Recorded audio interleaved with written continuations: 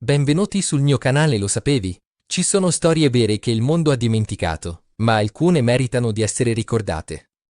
Lo sapevi che la televisione, quella scatola che ha cambiato per sempre il nostro modo di vivere, non è stata inventata da una grande azienda né da un esercito di ingegneri, ma da un ragazzino di 14 anni? Sì, hai capito bene. Nel 1921, in una fattoria sperduta dell'Idaho, un adolescente di nome Philo Farnsworth disegnò su un campo arato il principio che avrebbe cambiato il mondo. Ma nessuno te lo ha mai detto. Perché? Perché, come spesso accade nella storia, i veri inventori vengono dimenticati, messi da parte da chi ha più soldi, più potere, più influenza. Questa è la storia di un genio precoce e di come l'industria della TV ha cercato di cancellarlo.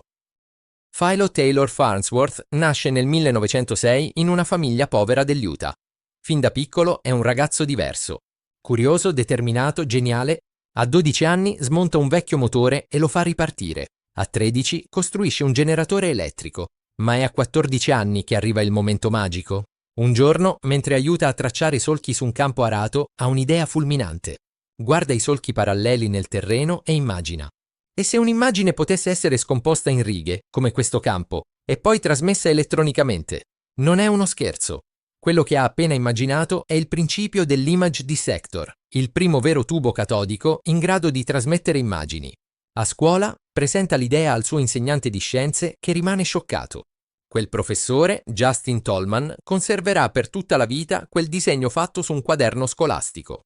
Sapeva che quel ragazzo avrebbe cambiato il mondo. Farnsworth non è solo un sognatore, è uno scienziato autodidatta.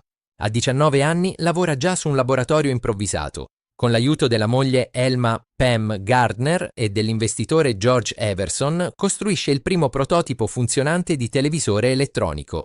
Nel 1927, a soli 21 anni, riesce a trasmettere un'immagine con un tubo elettronico senza alcuna parte meccanica.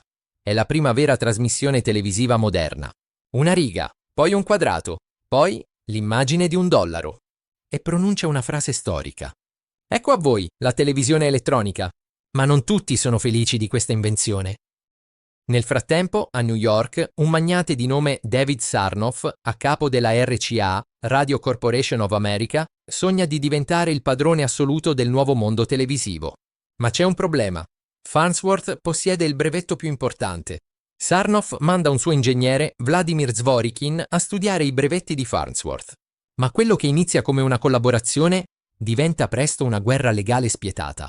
La RCA cerca di registrare i propri brevetti, ma l'ufficio brevetti dà ragione a Philo. È lui il vero inventore della TV elettronica. Tuttavia, Farnsworth non ha le risorse per combattere a lungo. Le cause legali lo svuotano finanziariamente e psicologicamente. RCA fa di tutto per rallentare l'adozione della sua tecnologia. E quando la Seconda Guerra Mondiale interrompe le trasmissioni televisive, Farnsworth si ritrova isolato, povero e dimenticato. Negli anni successivi, Farnsworth cerca di reinventarsi. Lavora su progetti militari, su radar, perfino sulla fusione nucleare. Ma qualcosa dentro di lui si è spento. L'uomo che ha reso possibile la televisione non può permettersi nemmeno una vita dignitosa. Nel frattempo, RCA e gli altri giganti industriali guadagnano miliardi grazie a una tecnologia basata sulle sue invenzioni. Ogni televisore venduto nel mondo, ogni trasmissione, ogni show nasce da un'idea tracciata su un campo arato nell'Idaho.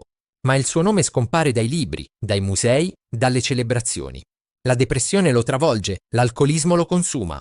Nel 1971, a soli 64 anni, Philo Farnsworth muore dimenticato da quasi tutti. Sua moglie Pam, che gli è rimasta accanto per tutta la vita, continua a lottare per far riconoscere i suoi meriti. Solo decenni dopo, la storia comincia a cambiare. Nel 1999 il Congresso degli Stati Uniti gli dedica un omaggio ufficiale, riconoscendo pubblicamente il suo ruolo fondamentale. Finalmente, anche Steve Jobs, fondatore della Apple, dirà di lui: Farnsworth è uno dei padri dimenticati della nostra era digitale. Ma quanti ancora oggi conoscono il suo nome? Quanti libri scolastici parlano di lui?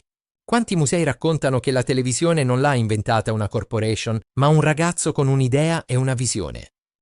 Ogni volta che accendiamo una TV o guardiamo un video come questo, stiamo usando una tecnologia nata nella mente di Philo Farnsworth, un ragazzo che ha avuto un'idea rivoluzionaria e che ha pagato un prezzo altissimo per aver sfidato il potere.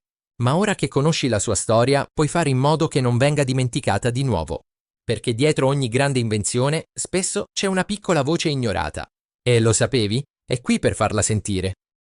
Se questa storia ti ha colpito, lascia un commento con un nome che secondo te merita di essere riscoperto. Iscriviti a Lo sapevi? Per altre storie che il mondo ha cercato di dimenticare. Perché il passato non è mai solo passato.